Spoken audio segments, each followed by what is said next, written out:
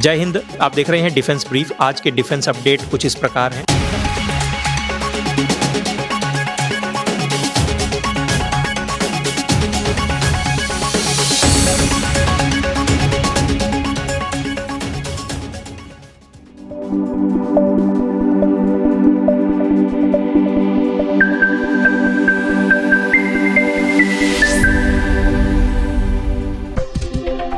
भारतीय नौसेना को मिलेंगे 2 और नए पेट्रोलिंग शिप्स, जिन्हें एनजीओपीवी यानी next generation offshore patrol vessels कहा जा रहा है। आज महाराष्ट्र के रत्नागिरी में इनकी कील लेइंग सेरेमनी आयोजित की गई। इस कार्यक्रम में मुख्य अतिथि vice admiral R Swaminathan, controller worship production and acquisition के साथ साथ भारतीय नौसेना के कई वरिष्ठ अधिकारी और गोवा शिपयार्ड लिमिटेड और MS Yeoman marine services private limited के प्रतिनिधि शामिल हुए। रक्षा मंत्रालय ने इस प्रोजेक्ट के लिए 30 मार्च 2023 को गोवा शिपयार्ड लिमिटेड और garden reach ship builders and engineers के साथ एक कॉन्ट्रैक्ट साइन किया था। इस प्रोजेक्ट के अंडर कुल 11 जहाज बनाए जाने हैं, जिनमें से 7 गोवा शिपयार्ड लिमिटेड और 4 garden reach ship builders and engineers बना रहे हैं। इनका वजन करीब 3000 टन होगा और ये भारतीय नौसेना की ताकत बढ़ाने में अहम भूमिका निभाएंगे। इन जहाज़ों का निर्माण मेक इन इंडिया और आत्मनिर्भर भारत योजना के तहत हो रहा है। यह next generation offshore patrol vessels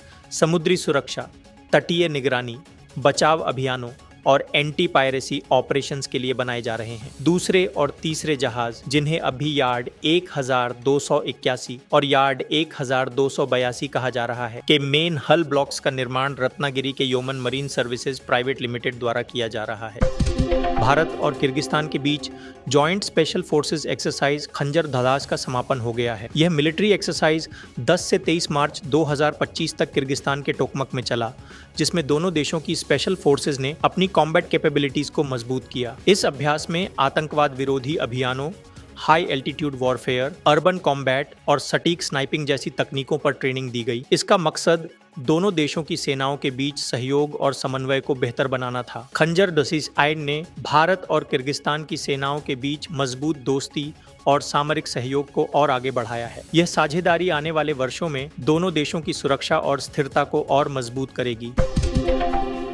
Manipur में असम राइफल्स ने एक बड़े अभियान के तहत भारी मात्रा में हथियार और गोला बारूद बरामद किए हैं। यह ऑपरेशन भारतीय सेना, मणिपुर पुलिस, CRPF, BSF और ITBP के साथ मिलकर 17 से 21 मार्च 2025 के बीच चलाया गया। इस ऑपरेशन में सुरक्षा बलों ने थौबल, बिष्णुपुर, इम्फाल वेस्ट, चुराचांदपुर, कांगपोकपी, टेंगनौपाल और जिरीबाम जैसे जिलों 28 हथियार, IED, ग्रेनेड, गोला बारूद और युद्ध में इस्तेमाल होने वाला अन्य सामान बरामद किया है।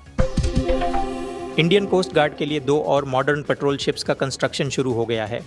आज मुंबई के मजागांव डॉक शिपयार्ड में तीसरे next generation offshore patrol vessel और दूसरे फास्ट पेट्रोल वेसल की प्लेट कटिंग सेरेमनी आयोजित की गई। इस कार्यक्रम में मजागांव डॉक लिमिटेड के एग्जीक्यूटिव डायरेक्टर शिप बिल्डिंग और पश्चिमी समुद्री क्षेत्र के CSO टेक मौजूद रहे। ये जहाज़ AI based maintenance, drone operation जैसी आधुनिक तकनीकों से लैस होगा। इसके अलावा इसमें 50% स्वदेशी तकनीक का इस्तेमाल किया जाएगा, जिसमें भारत में बने वाटर जेट्स भी शामिल हैं।